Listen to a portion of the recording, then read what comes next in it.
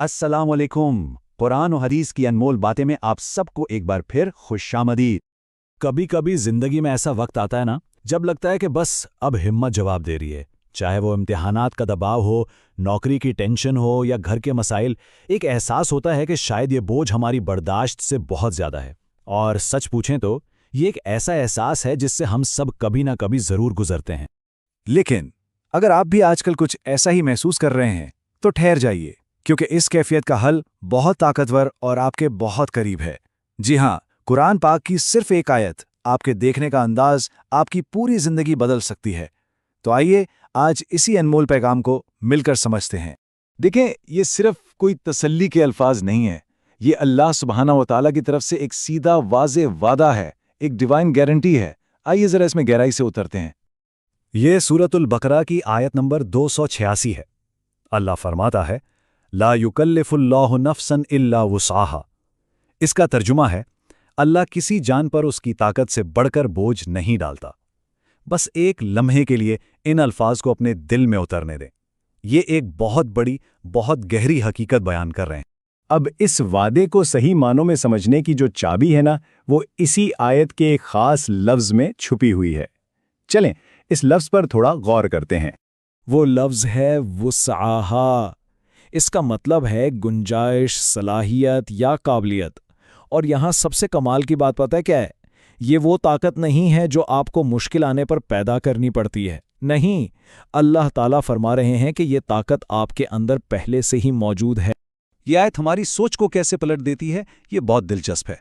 आमतौर पर हम सोचते हैं, या अल्लाह, मैं इस आजमाइश के लिए बहुत कमज़ोर हूँ। लेकिन इलाही हकीकत बिल्कुल उलट है। वो ये है कि ये आजमाइश तुम पर भेजी ही इसलिए गई है क्योंकि तुम इसे बर्दाश्त करने के लिए काफ़ी मजबूत हो।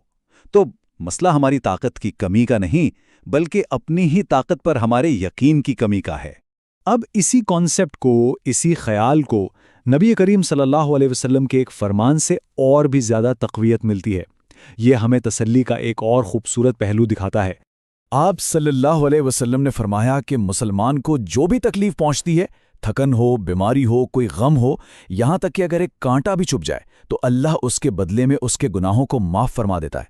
इसका मतलब ये हुआ कि हमारी कोई भी तकलीफ, कोई भी दर्द रायगा नहीं जाता। ये सिर्फ एक बोझ नहीं है, बल्कि ये तो रूह की सफाई और दर्जात की बुलंदी का एक जरिया है। अच्छा, तो अब सवाल ये है कि इस सारी समझ को, इस गहरे इल्म को हम अपनी रोज़मर्रा की ज़िंदगी में अप्लाई कैसे करें? चलें 3 बहुत ही अमली इक़दामात पर नज़र डालते हैं। तो आज का सबक ये है, नंबर 1, मायूस बिल्कुल नहीं होना। अपनी मुश्किल को अपनी कमजोरी नहीं, बल्कि अल्लाह की तरफ से दी गई ताकत का सबूत समझे। नंबर 2, शुक्रगुजार बने। इस बात का शुक्र कि अल्लाह ने आपको इतना मजबूत समझा कि इस आजमाइश के लिए चुना। और तीसरा और सबसे अहम, दुआ करें। इसी आयत के आखिर में अल्लाह ने हमें ये खूबसूरत दुआ भी सिखाई है, रब्बना वला तुहम्मिलना मा ला ताक़त लना बिह। यानी, ए हमारे रब, हम पर वो बोझ ना डाल जिसकी हम में ताकत नहीं। तो असल बात यह है, इस सारी गुफ्तगू के बाद अब जब अगली बार कोई मुश्किल, कोई आजमाइश सामने आएगी, तो आप इसे किस नज़र से देखेंगे? क्या वो एक नाकाबिले बर्दाश्त बोझ होगा या अपनी छुपी हुई ताकत को पहचानने का एक मौका? बस ये बात हमेशा याद रखिएगा, अल्लाह के वादे में ही असल सुकून है। आपकी अंदरूनी ताकत आपकी बैरूनी जिद्दोजहद से कहीं ज़्यादा बड़ी है। आपको सिर्फ उस पर दिल से यकीन करना है। अगर आज की इन बातों ने आपके दिल को छुआ है तो इस उम्मीद के पैगाम को आगे बढ़ाने में हमारी मदद ज़रूर करें। इस वीडियो को लाइक करें और इसे अपने प्यारों के साथ शेयर करें। क्या पता आपके एक शेयर से किसी परेशान हाल को सुकून मिल जाए। और ऐसे ही ईमान अफरोज़ मवाद के लिए कुरान व हदीस की अनमोल बातें चैनल को सब्सक्राइब करना ना भूलें। कमेंट्स में हमें ज़रूर बताइएगा कि इस आयत ने आप पर क्या असर डाला। अगली मुलाकात तक अपना बहुत ख्याल रखिएगा। अल्लाह हाफिज़।